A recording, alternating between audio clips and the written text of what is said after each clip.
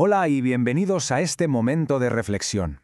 Hoy vamos a sumergirnos en la palabra de Dios para fijarnos en algo que define a Jesús desde el primer momento, su autoridad. Y claro, esto nos lleva a una pregunta clave, ¿verdad? Una pregunta que va a ser el hilo conductor de todo esto. ¿Qué es lo que hace que una palabra o una persona tengan un poder real?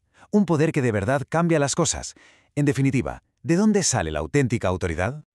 Pues para empezar a desgranar el Evangelio de hoy, la primera lectura, que es del libro de Samuel, nos da una pista fundamental. Nos cuenta la historia de la oración de una mujer, y es ahí, en esa oración, donde se nos revela de dónde brota el verdadero poder, el que viene de Dios. Hablamos de Ana. Su historia es tremenda, una mujer que sufre muchísimo porque no puede tener hijos. Y la vemos en el templo rezando con una angustia tan profunda que el sacerdote que la ve, Elí, piensa que está borracha, imagínense. Pero no, para nada. Lo que está haciendo es vaciar su alma entera delante del Señor, con una fe a prueba de todo, desde lo más hondo de su humildad. Y claro, Dios la escucha, le concede un hijo, el profeta Samuel. Y entonces Ana canta un cántico de alabanza que es una maravilla, y que nos adelanta una verdad que vamos a ver una y otra vez en el Evangelio.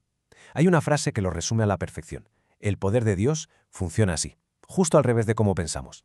Levanta a los humildes, a los que no cuentan, y le da la vuelta a todas las lógicas del mundo.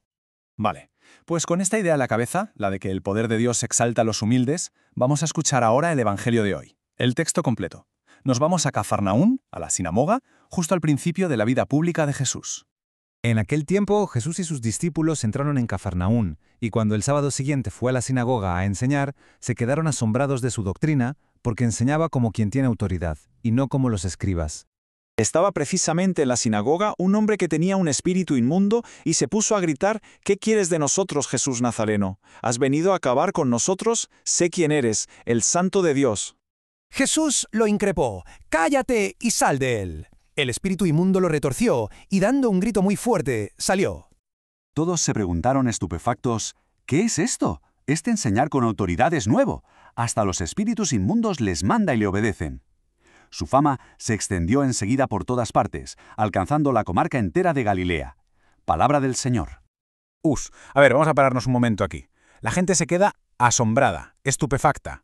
¿Por qué? ¿Qué es lo que les choque tanto? Pues que notan algo, una autoridad completamente distinta a lo que estaban acostumbrados. Y para entender bien de qué va esto tenemos que fijarnos en un concepto clave. Fíjense en el contraste, que es brutal.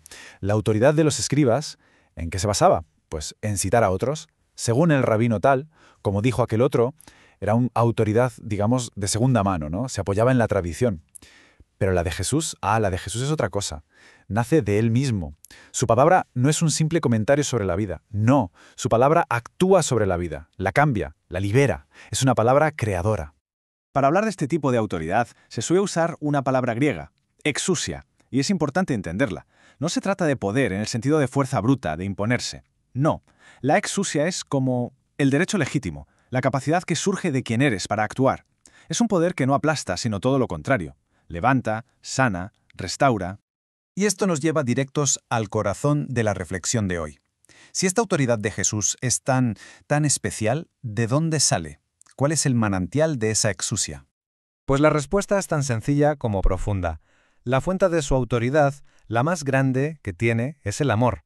Pero ojo, no pensemos en un amor sentimental, no. Hablamos del amor como esa fuerza de Dios que crea, que libera, que pone todo en su sitio. Ese amor es el verdadero motor de su poder y lo que le hace totalmente creíble. Y podemos ver cómo funciona esta autoridad del amor en 3 pasos muy claros. Lo primero, no se basa en el miedo, nunca. Porque el miedo te somete, pero jamás te libera. Lo segundo, su única meta es sanar, es devolverle a la persona su dignidad. Y tercero, que esto es fundamental, nace de una coherencia absoluta. Lo que dice y lo que hace es una misma cosa. Su propia vida es el mensaje. Bueno, y ahora llega el momento de traer todo esto a nuestro día a día, porque lo que pasa en esa sinagoga no es solo una anécdota de hace 2000 años, en realidad es un espejo de lo que muchas veces pasa dentro de nosotros.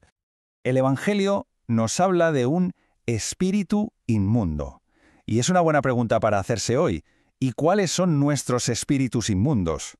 ¿Qué nombres tienen esos demonios que a veces se nos meten dentro, en la cabeza o en el corazón? Pues a menudo son esas voces que nos machacan por dentro, ¿verdad?